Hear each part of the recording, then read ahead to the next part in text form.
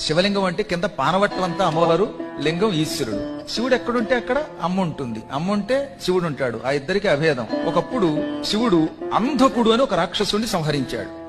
సంహరించి కైలాసానికి వచ్చాడు. రాగానే మొత్తం అక్కడున్న ప్రమథ గణాలు, అమ్మవారి దగ్గర ఉన్న మాలిని వంటి గణాలు అందరూ కూడా శివుడికి మంగళహారతి పలికారు.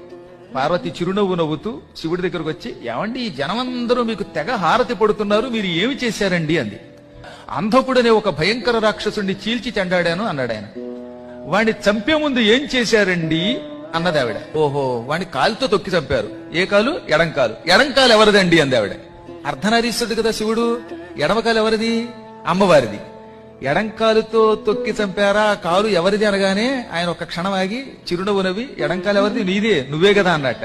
మరి తొక్కి చంపింది నేనైతే ఈ వెర్రి జనం అంతా మీకు మంగళహారతి పడతారు ఏమిటండి అంది ఆవిడ. నేనేదో పుణ్యం చేసుకున్నాను, చంపేది నువ్వైనా, పనులు చేసేది నువ్వైనా,